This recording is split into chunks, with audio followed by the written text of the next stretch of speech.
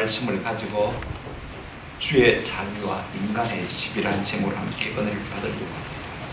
지난 시간에 우리 예수님께서 저 예루살렘 성에 있는 서부 쪽에 있는 이 베데스다라는 연못에 38년 동안이나 중풍병으로 누워있는 사람을 찾아가신 것을 생각해 보았습니다.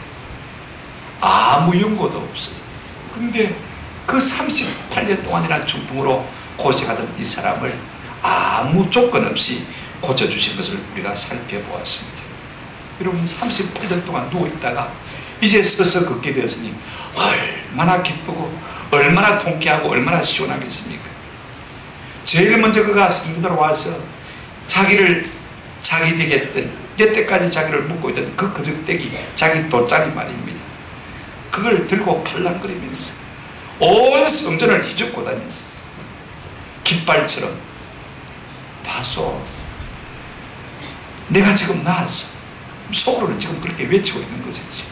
말할 수 없는 기쁨을 가지고 지금 온 성전을 휘젓고 다니고 있는데, 유대인들은 이 사람의 그러한 기쁨을 알아주기는커녕, 그를 위로하고 격려하고 축복하기는 그냥 오히려 안식일에 하지 못할 일을 한다고, 그것 돗자리 하나 들고 다닌다고 그를 비난하고 정죄하고, 심지어는 나중에 예수님마저도 박해하고, 또 예수님께서 하나님의 아들이라고 이렇게 말씀하셨다고 해서 그것마저도 신성 모독죄로 인정을 해서 죽이려고 하는 모습들을 우리가 오늘 본문을 통해서 살펴볼 수가 있습니다. 예나 지금이나요, 자기 생각에 매몰된 사람일수록 남의 은행에 대해서 가차가 없는 것을 우리가 보게 되었습니다. 자기 도구마에 빠진 사람은 다른 사람의 감정이나 즉 기쁨이나 아픔이나 슬픔이나 즐거움에는 전혀 관심이 없고, 내 마음에 들지 않으면 오직 남을 가차없이 정죄하고 비난하는 일에만 관심이 있는 것을 볼 수가 있습니다. 예수님 당시도 그렇고 지금도 또 마찬가지. 인터넷에 보면 무슨 진행 기사가 나도요, 일반적으로 우리가 엄청 축하하고 칭찬할 일 아닙니까? 그죠? 그럼에도 불구하고 거기에 보면 좋은 말만 있는 게 아니고 악질적인 댓글들이 수없이 달려있는 것을 볼 수가 있습니다. 세상 일은 그런 것 같아요. 어디나 빛이 있으면 그늘이 있고 또 빛과 싸움이 있는 것이 세상 같아요. 그래서 악한 것이 늘 이기는 것 같지만요, 오늘 우리가 본문 말씀을 통해서 보게 되지만 길 닦고 빛이 이기는 것을 우리가 볼 수가 있습니다. 우리는 어떻습니까? 남의 기쁨에 우리가 좀 동참하는 편입니까? 아니면 내 생각에 뒤틀린다고 해서 정죄하고 비난하는 스타일입니까? 오늘 우리가 사람을 만날 때 좀 사랑하고 끝까지 만나고 있는 사람입니까? 아니면 그냥 막 내버려두는 그런 스타일입니까?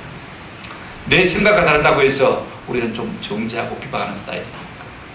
오늘 본문을 통해서 우리 예수님의 모습을 좀 살펴보면서 우리도 좀 예수님을 이렇게 닮아갔으면 좋겠다는 그런 마음이 우리 가운데 일어났으면 참 좋겠다 싶고요. 먼저 우리가 주님의 자비를 도리어 비난하는 이 유대인들의 자기 중심적인 비방을 좀 살펴보았으면 좋겠습니다. 우리가 살다 보면요, 나는 선한 뜻으로 있는데 사람들은 오히려 곡해해가지고 오해해서 비난하고 정죄하는 경우를 종종 경험합니다. 우리 예수님 꼭 그와 같은 일을 당하신 것을 볼 수가 있어요. 보십시오. 명절에 예루살렘 성전에 올라왔습니다.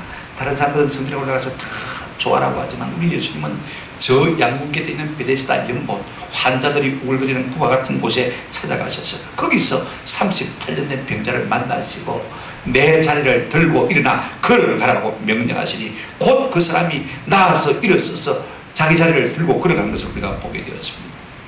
여러분, 한번 생각해 보십시오. 38년 동안 병에 매있다가 나음을 입었으니 얼마나 그 마음이 기쁘겠습니까? 하나님의 성전도 달려가서 하나님 앞에 감사하고 싶은 마음이 있지 않겠습니까? 지금 그 심정은요, 기뻐 노래하고 즐거워하며 지금 프레이라도 하고 싶은 심정입니다. 그래서 자기가 누워있던 그 자리를 지금 깃발처럼 들고 흔들면서 온 성전을 휘젓고 다니는 것입니다. 날 좀 보소, 날 좀 보소, 날 좀 보소. 내가 지금 이렇게 나와서 자랑하고 싶은 심정이 얼마나 그 마음 가운데 있었겠습니까? 그런데 여러분, 성전에 올랐던 유대인들은요, 이 몰골이 형편없게 생긴 사람이 자리를 들고 성전을 휘젓고 다니는 모습을 보면서 당신은 오늘 안식일인 줄도 모르냐? 사가지 없는 인생. 9절 10절 보세요. 그 사람이 곧 나와서 자리를 들고 걸어가니라. 이날은 안식일이니 유대인들이 병나은 사람에게 이르되 안식일인데 내가 자리를 들고 가는 것이 옳지 않다 하니라.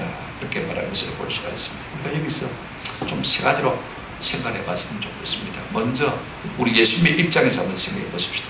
우리가 잊어서는 안 되는 것은요, 우리 예수님께서는 얼마든지 명절에 성전에서 즐길 수가 있습니다. 그럼에도 불구하고 어디를 찾아가셨다고요? 환자들이 울거리는 베데스다 연못으로 찾아가시고 거기서 가장 병이 오래된 사람, 이 사람 무슨 연구가 있어서가 아닙니다. 마땅히 병고침을 받아야 할 무슨 은혜가 있어서가 아닙니다. 당연해서가 아닙니다. 그럼에도 불구하고 우리 주님은 아무 조건 없이 이 사람의 병을 고쳐주신 것을 볼 수가 있습니다. 여러분, 우리 주님이 이같이 하신 것은요, 꼭 우리에게 행한 일과 똑같습니다. 우리가 마태복음 5장 6절, 8절, 10절에 보게 되어지면 우리 주님이 이 땅에 오셔서 어떻게 하셨습니까? 우리가 아직 연약할 때, 우리가 아직 하나님 앞에서 죄인 되었습니다. 하나님과 원수 되었을 때도 불구하고 우리를 위해서 십자가에 달려 돌아가신 것을 볼 수가 있습니다. 이것이 주님의 입장이에요. 병난 사람의 입장에서 살펴보십시다. 여러분, 병의 고침을 받았으니까 살해하고 감사하고 그저 기뻐하고 즐거워하는 것이 마땅하지 않겠습니까? 근데 오늘 이 사람은요, 누가 왜 어떻게 이 병을 고쳐든조차 모르고 있습니다. 12절 13절을 보세요. 그들이 묻되 너희에게 자리를 들고 걸어가라 한 사람이 누구냐 하되 고침받은 사람은 그가 누구인지 알았다 몰랐다 알지 못했다. 그도 그럴 수밖에 없는 것을 우리 주님께서 거기 많은 사람들이 있기 때문에 그 자리를 피하시는 거예요. 그럼에도 불구하고 우리 주님은요, 그 이름도 알지 못하는 사람, 그 이름을 알려고도 하지 않는 사람을 친히 찾아가서 고쳐주실 것을 볼 수가 있습니다. 무슨 대가나 인정, 칭찬, 격려, 인기를 얻기 위해서 그렇게 하신 말씀은 아닌 것입니다. 아무 조건 없이 우리 가운데 놀라운 구원을 베푸신 주님, 그에게도 그와 같은 은총을 베풀어 주실 것을 볼 수가 있습니다. 우리가 다 이 같은 은혜를 받고 사는 사람입니다. 당연한 것이 없지 않습니까? 그럼에도 불구하고 하나님은 주의 자비와 긍휼로 우리를 불쌍히 여겨주신 것입니다. 그렇다면 우리가 하나님 앞에 감사하며 사는 것이 마땅하지 않겠습니까? 그런데 오늘 우리는 감사하기보다는요, 우리 속에 오히려 불평함이 더 많은 것 같아요. 이것도 부족하다가 생각하고 하나님 왜 이것밖에 안 주시냐고 원망할 때가 더 많은 것을 볼 수가 있습니다. 세 번째, 우리가 예수님도 아니고 이 병난 사람도 아니고 제3자의 입장에서 한번 생각해 보십시다. 우리 생각에는 38년 동안 중풍으로 고생하던 사람이요, 나와서 지금 자리를 들고 걸어가고 있습니다. 그러면요, 길을 가다가도 멈춰서 어떻게 하는 것이 마땅하겠습니까? 아이고 감사하네요. 하나님 은혜가 감사해요. 기적적으로 나으셨네요. 축하합니다. 그동안 고생 많았습니다. 이제 남은 세월 좀 행복하게 사셔야죠. 얼마든지 아마 그랬을 것입니다. 근데 오늘 유대인들은요, 이렇게 큰 축가를 받아야 됨에도 불구하고 안식일에 자리 하나 그거 들고 하는 그것 때문에 안식일에 못쓸 일을 한다고 비방하고 비난하는 것을 볼 수가 있습니다. 자리를 들고 오라는 말이요, 보십시오. 9절, 10절, 11절, 12절 각 한 번씩 4번 나오는 것을 볼 수가 있습니다. 왜 이 말이 강조되어집니까? 안식일 법을 어겼다는 것입니다. 우리 입장 같으면요, 38년 동안이나 병에 매있던 사람이 이런 그 병에서 노임을 받아서 그 자리를 무슨 깃발처럼 들고 흔들며 뛰고 좋아하는 이 모습을 바라보면서 유구동수로 하나님을 찬양하고 그 사람을 축복했을 것 같은데 그러지를 못한 것을 볼 수가 있습니다. 때로 우리가 살면서요, 은혜보다 법이 앞설 때가 많이 있는 것을 우리가 살면서 경험하고 있지 않습니까? 이제 자리를 들고 서서 걷는 그 모습을 좀 우리가 은혜로 볼 수 없을까 하는 생각을 하지 않을 수가 없습니다. 시비를 걸기 전에 말입니다, 앞서 그의 감격을 한번 살펴보고 그의 기쁨을 한번 함께 기뻐하며 축복해 줄 수가 없을까? 우리가 다 경험하는 바이지만 진정으로 우리가 사람을 사랑하면 그 사람의 허물이 보입니까? 안 보입니까? 안 보입니다. 지금 유대인들은요, 이 사람이 안식일에 단지 거적대기 하나 그 같은 것으로 인하여서 비방하고 비난하고 정죄하는 모습을 볼 수가 있습니다. 우리가 사랑하면요, 어떤 사랑하는 사람의 허물도요, 매력적으로 보이지, 이쁘게 보이지, 나쁘게 보이지 않는 것 아닙니까? 사랑하는 허물을 다 덮어주는 것입니다. 허다한 죄를 가리는 것입니다. 그럼에도 불구하고 너로 하여금 이 자리를 들고 걸어가게 한 사람이 누구냐라고 묻는 것입니다. 송축하기 위함이 아닙니다. 정죄하기 위함인 것을 볼 수가 있습니다. 그들은요, 자기 신앙을 자기 경건의 이익의 재료로 생각하는 것을 볼 수가 있습니다. 이만큼 내가 잘 믿는다, 자기를 드러내는 게 위험한 것이죠. 자기중심적인 신앙일수록요 오히려 사람에게 많은 고통을 준다는 사실을 우리가 기억할 필요가 있습니다. 두 번째로 우리가 예수님의 또 다른 모습을 한번 살펴보십시다. 유대인들의 비방에도 불구하고요, 우리 예수님은 한번 낫게 주신 그 사람을 끝까지 온전케 하시는 모습을 볼 수가 있습니다. 요한복음 14장 1절에 보면 우리 예수님은 자기 사람들을 사랑하실 때 어떻게 사랑하셨다고요? 끝까지 사랑하신 것을 볼 수가 있습니다. 그래서 케어하시고 애프터 서비스 AS까지 해주신 예수님의 모습을 생각해 볼 수가 있습니다. 꼭 친정 엄마들의 모습이 이와 같아요. 여러분 딸들을 잘 키웠습니다. 그죠? 그래서 시집 보냈어요. 시집 보내면 그것으로 끝난 것이 아닙니다. 시집 가서 딸이 아이를 놓으면 또 가서 아이 놓은 수발을 다 해줍니다. 혹시 아파서 병원에 입원해 있으면 병구안까지 다 해주지 않습니까? 죽을 때까지 끝까지 딸 자식을 돌아보는 것이 엄마의 마음인 것을 볼 수가 있습니다. 우리 예수님 꼭 그와 같습니다. 한 번 병을 고쳐준 것으로 끝나지 아니하시고 오늘 14절 보시기를 바랍니다. 그 후에 예수께서 성전에서 그 사람을 만나 이르시되 보라 내가 나았으니 더 심한 것이 생기지 않게 다시는 뭐 하지 말라? 죄를 범하지 말라 하시니. 왜 다시 만나신 것입니까? 오늘 이 사람은요, 누가 왜 어떻게 자기 병을 고쳐주는지조차도 알지 못하고 있습니다. 다시 말하면 생명의 구주를 알지 못하고 있다는 것입니다. 그래서 다시 만나주셔야 되는 것이죠. 그렇기 때문에 무엇보다도 병고침을 받는 것이 능사는 아니라는 사실을 우리가 이 말씀을 통해서 볼 수가 있습니다. 단순히 하나님의 은혜만 체험하고 기적만 체험하는 것은요, 반쪽 구원인 것입니다. 예수님을 만나서 예수님을 알고 예수님께 온전히 붙들려 사는 이것이야말로 진정한 구원이 되어지는 것입니다. 우리 예수님은 우리를 교회로 불러보신 다음에 아이고 됐다, 이런 끝이다 하고 내가 할 일을 다 했다고 내버려 두신 분이 아니십니다. 로마서 8장 30절 보시길 바랍니다. 또 미리 정하신 그들을 또한 부르시고, 그죠? 우리를 세상 가운데서 불러 교회로 이끌어 들이셨어요. 부르신 그들을 어떻게 하셨습니까? 또한 어떻게 하셨다고요? 어렵다 하시고, 어렵다 하시고, 어렵다 하신 그들을 계속해서 어떻게 하십니까? 또한 뭐 하셨다고요? 영화롭게 하셨다. 무슨 말입니까? 천국 가는 그날까지 우리를 천국 백성에게 합당한 사람으로 만들어 가신다는 말씀인 것입니다. 계속해서 우리를 AS 해가시는 하나님이신 모습을 우리가 볼 수가 있습니다. 근데 여러분, 우리 주님께서 이런 말씀하셨어요. 이제 내가 병에서 노임을 받았으니 다시는 뭐 하지 말라? 죄를 범치 말라. 여러분, 병이 무엇으로 말미암습니까? 우리가 일반 상식으로 그렇습니다. 병은요, 환경과 유전과 습관의 산물입니다. 대체적으로 이 환경 때문에, 유전 때문에, 혹은 생활의 습관 때문에 병에 걸린다고 생각하지 않습니까? 그죠? 그 다음에 환경에서 가장 중요한 요소가 무엇이냐면 물, 공기, 그 다음에 뭐예요? 스트레스, 그죠? 이거 없으면, 물 좋고 공기 좋고 스트레스 없으면 우리가 비교적 건강하게 오래 살 수 있다고 생각합니다.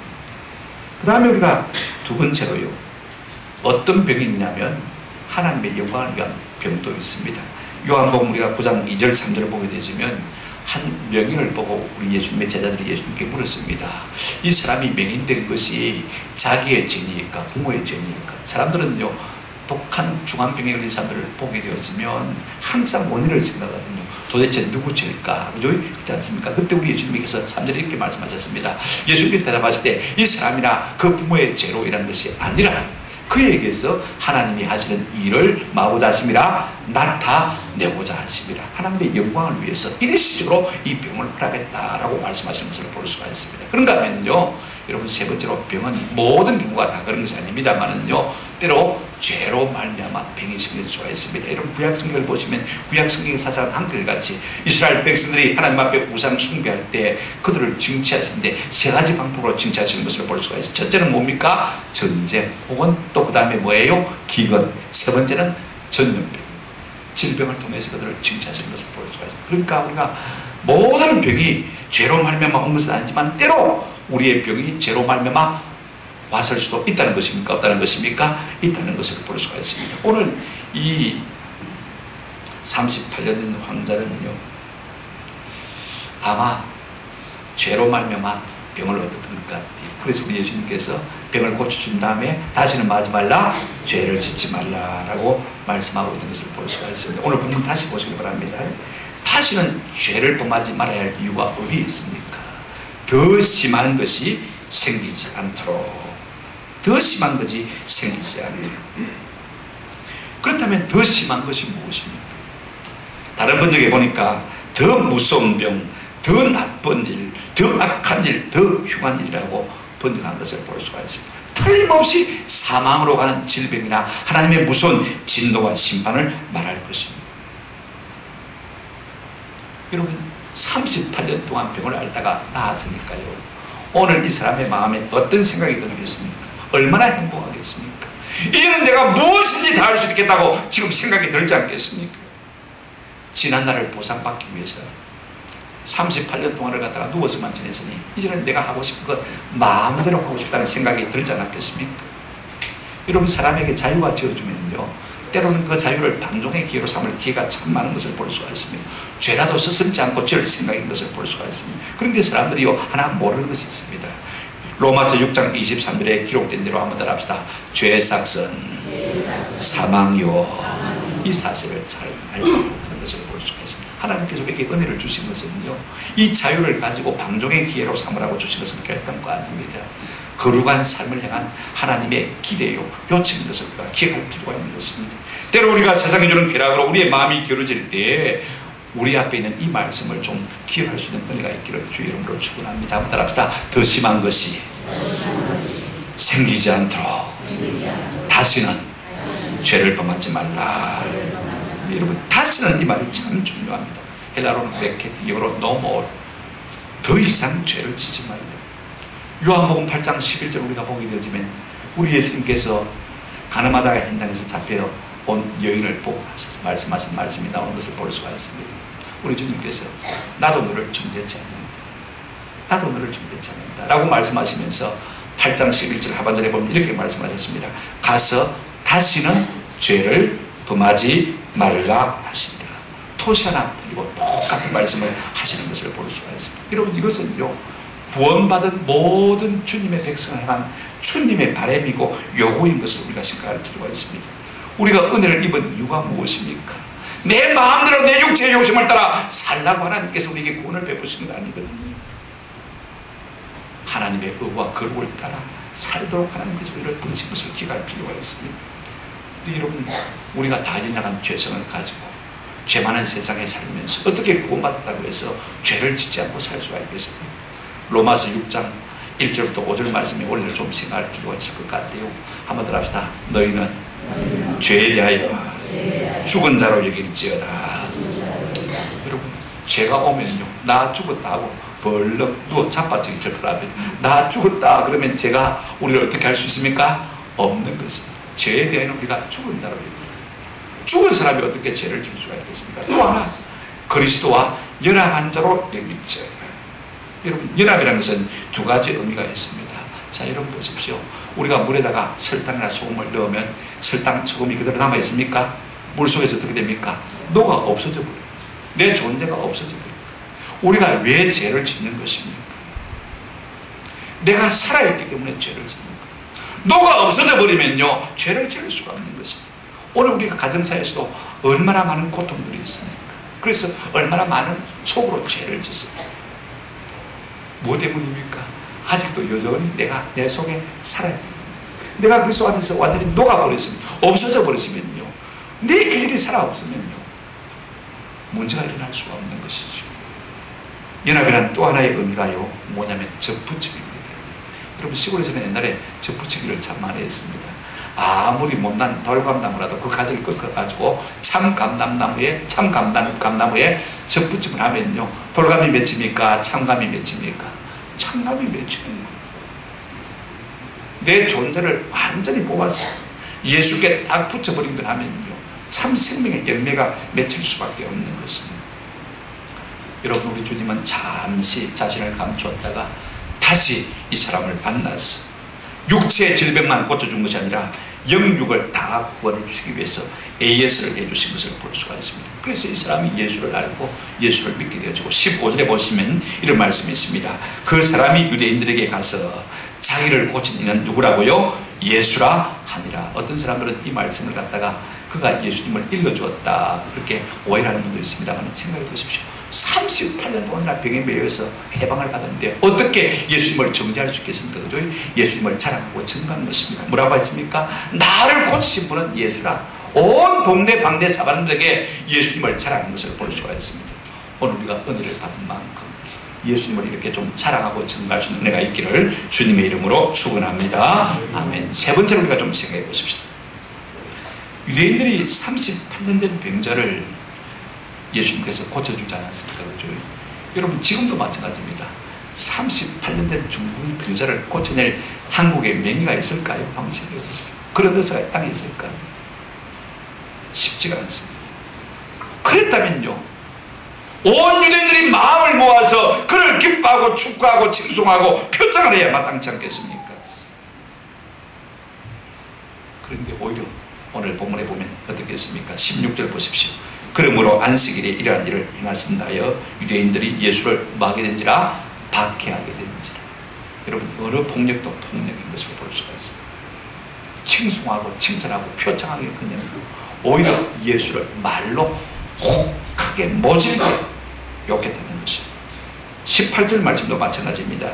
유대인들이 이로 말미암아 더욱 예수를 뭐하고자 했습니까? 죽이고자 했습니다. 그 이유가 무엇입니까? 이는 안식일을 범할 뿐만 아니라 하나님을 자기의 친아버지라 하여 자기를 하나님과 동등으로 삼으십니다. 결국 유대인들은 예수님께서 이 율법을 어긴 것과 자기를 하나님의 아들이라고 한 신성 모독죄로 예수님을 십자가 못 박은 것을 우리가 잘 알고 있지 않습니까? 그렇다면 여러분 무엇 때문에 유대인들이 안식일법을 그렇게 주장하고 고수하는 것입니까? 안식일의 참된 의미가 무엇인지 우리가 좀 생각해 봤으면 좋겠습니다. 자, 여러분 생각해 보십시오. 38년 동안 자기가 누워있던 이 거적대기를 들고 그것을 깃발처럼 흔들며 기뻐하는 이 사람을 우리가 바라볼 때 그를 뭘 들었다고 일을 했다고 정죄하는 것이 마땅하겠습니까? 기뻐하고 즐거워하는 것이 마땅하겠습니까? 우리 같으면 어떻게 하겠습니까? 기뻐하고 즐거워하고 축구해주는 것이 마땅하지 않겠습니까?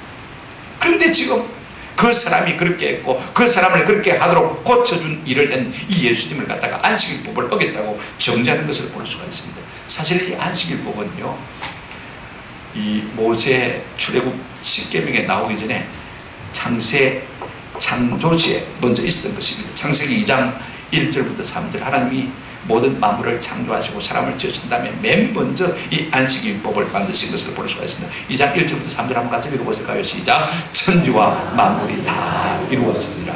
하나님이 그가 하시던 일을 일곱째 날에 마치시니 그가 하시던 모든 일을 그치고 일곱째 날에 안식하시니라. 3절.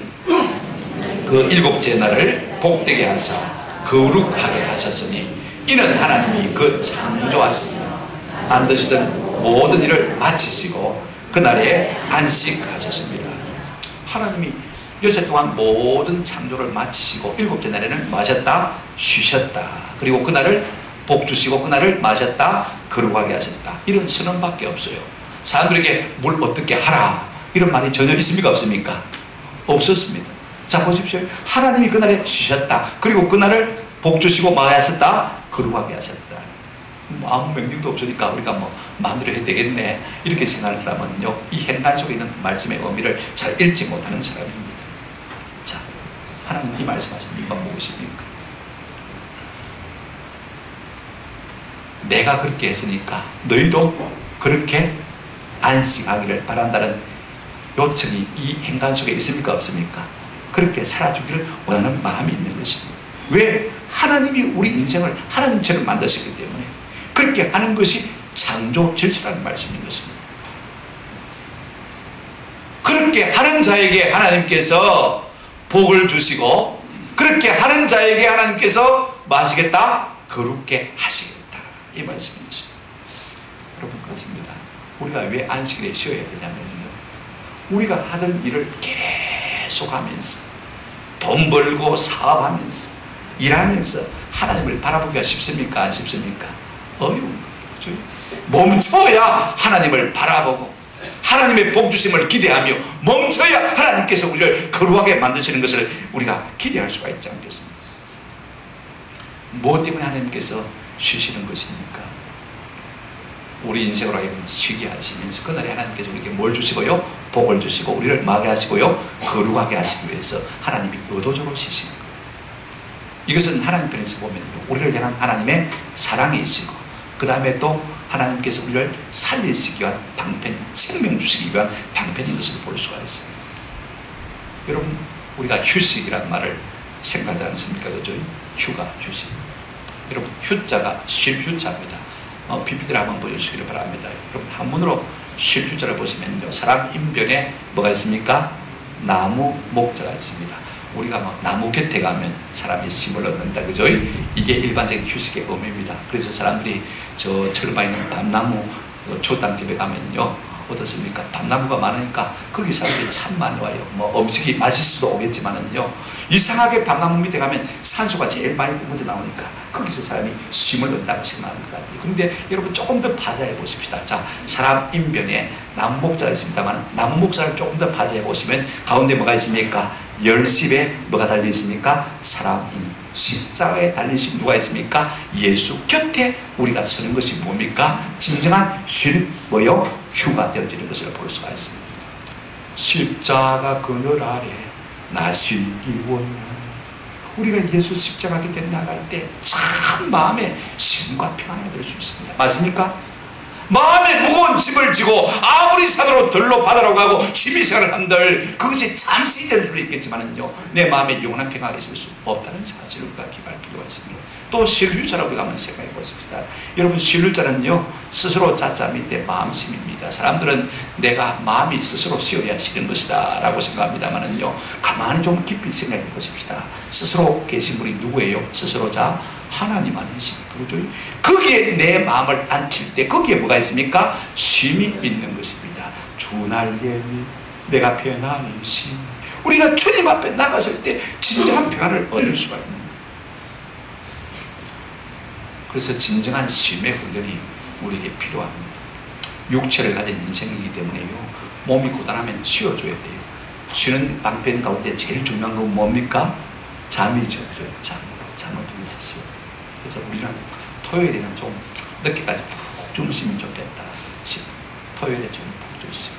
존 스타드 목사님은 내 평생에 가장 놀라운 보약은 잠이었다.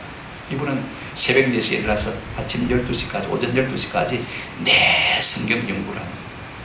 그 다음에 한 10분 주무시고 점심 드시고, 오후에는 하나님의 구속 역사를 열심히 공부했으니까 오후에는 하나님의 창조 역사를 공부하기 위해서, 이분이 새 박사거든요. 온 들로산으로 막 쏟아내는 것을 볼 수가 있습니다. 참 균형 잡힌 생활을 한다고 생각이 되어집니다. 그러나 우리가 육체만 가진 인생이 아니거든요. 그죠?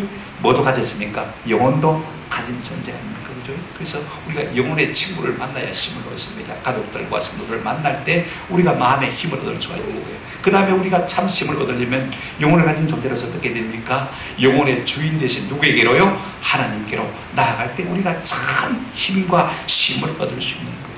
이것이 우리 주님의 안식일법의 정신인 것을 볼 수가 있습니다. 오늘날 많은 사람들이요, 하나님의 이 지혜보다 질서보다도요, 자기가 더 똑똑하다고 생각하라 몸을 혹사하는 경우가 너무 많아요. 여러분, 교만입니다. 교만입니다. 이거 우리가 아셔야 해요. 6세대까지 일하고 7째 되는 날을 말하고요, 쉬어라. 그리고 영혼의 주인 되신 누구에게로요? 하나님께로 돌아오면 내가 복을 주고 내가 뭐 하겠다? 너를 거룩하게 해주겠다. 우리가 주의 예배 오른 이것이야말로 무엇입니까? 복을 받고 하나님 앞에 거룩히 깨끗하게 씻음을 받는 복된 시간인 줄로 믿습니다.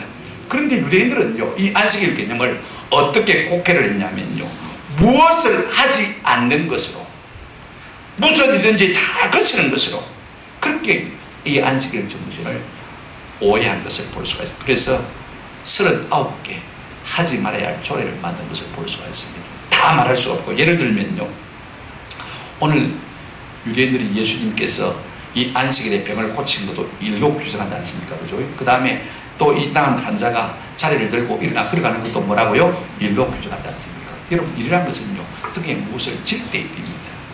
그런데 차츰 이것이요, 규제가 강화를 하면서 어떻게 되냐면요, 손에 무엇을 든 것도 일이라고 생각했습니다. 나중에는 어떻게 했습니까? 나이 드신 어른들이요, 지팡이를 손에 든 것도 말하고요, 일이라고 생각합니다. 그것도 안 됐다. 그만 것을 볼 수가 있어요. 더 나아가서는요, 여러분, 지금도 성지순례 가본 분들은 이야기합니다. 자, 여러분, 엘리베이터 있어요. 안식일에는요, 유대인들은 엘리베이터 버튼 누릅니까? 누릅니까? 그것도 손 까딱하는 것도 뭐라고요? 일이라고 하지 않고 그냥 올라갑니다. 제 생각은요, 차라리 그거 누르고 10층까지 그냥 타고 올라가는 것이 훨씬 일을 적게 하는 것인데 10층까지 계단 타고 올라가려면 얼마나 더 고생이 되겠습니까? 이거죠. 그러니까 여러분, 이 안식일의 정신을 완전히 뒤집어 놓은 것을 볼 수가 있어요. 우리 예수님은 오히려 이것을 고쳐주고자 하신 것을 볼 수가 있어요. 여러분, 안식일의 정신이 뭐라고요? 사랑과 생명을 살리는 일입니다. 그래서 우리 주님은 안식일에 어디 가셨습니까? 베데스다 연못으로 가셨고, 그 다음에 38년 된 병자를 어디 가셨습니까? 고쳐주신 것을 볼 수가 있어요. 이것이 안식일의 정신입니다.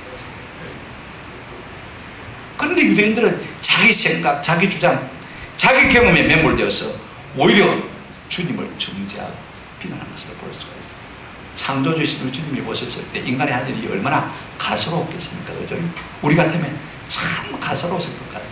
그래서 한마디 딱 쏘아붙이고 싶지만 우리 주님은 그렇게 하지 않은 것을 볼 수가 있습니다. 뭐라고 말씀하셨습니까? 오늘 본문 17절에 보시면, 이에 예수께서 그들에게 이르시되 내 아버지께서 이제까지 일하시니 나도 만다 일합니다.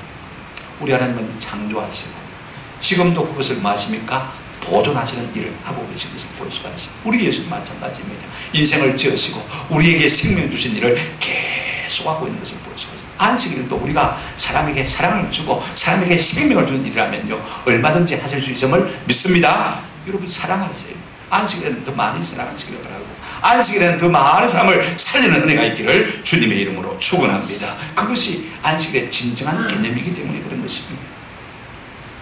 말씀을 뵙습니다. 우리 주님은 낮고 지난 곳에 오셔서 38년 동안 무거운 질병에 매여 고통당하는 사람을 고쳐주셨습니다. 우리 주님이 하신 일이 오늘 우리에게 하신 일이 폭과 같은 것을 볼 수가 있습니다. 오늘 우리가 이 은혜 좀 날마다 감사하는 저와 여러분이 있으면 참 좋겠다 하십니다. 그런가 하면 우리 예수님은요, 한 번 부르시고 택한 사람을 어떻게 하십니까? 계속해서 끝까지 사랑하시고 AS 해주시는 모습을 우리가 볼 수가 있습니다. 다시는 더 심한 것이 생기지 않도록 하지 말라, 죄를 짓지 말라. 우리 모두를 향하신 주님의 요구이기도 한 것입니다. 우리에게 주어진 자유, 은혜, 구속은요, 방종을 위해서 주어진 것을 결단코 아닙니다. 경건과 거룩을 위한 3인 줄로 믿습니다. 그런가 하면 우리가 안식일에 내가 도구말을 가지고 내 스스로 법을 정하고 남을 정죄할 것이 아니라 안식일의 근본 정신, 모든 율법의 정신이 뭡니까? 한번 따라합시다. 사랑과 생명을 살리는 것입니다. 내가 그 법을 은다고 해서 그 법을 가지고 다른 사람을 정죄하라고 해주신 것이 아니에요. 율법의 근본 정신은요, 끝까지 사랑하고 다른 사람의 생명을 살리는 것이 율법의 진정한 정신인 것입니다. 외식으로 남을 정죄하는 것이 아니라 내면에 하나님의 사랑과 생명을 살리는 이 은혜를 누리고 사랑과 경축하는 삶을 사는 것이 진정한 안식일을 사는 정신인 것을 우리가 꼭 기억할 필요가 있습니다. 우리는 주님의 자비 앞에, 그죠? 인간의 시비를 거치고 그분을 기뻐하고 즐거워하는 은혜가 있기를 주님의 이름으로 축원합니다. 아멘.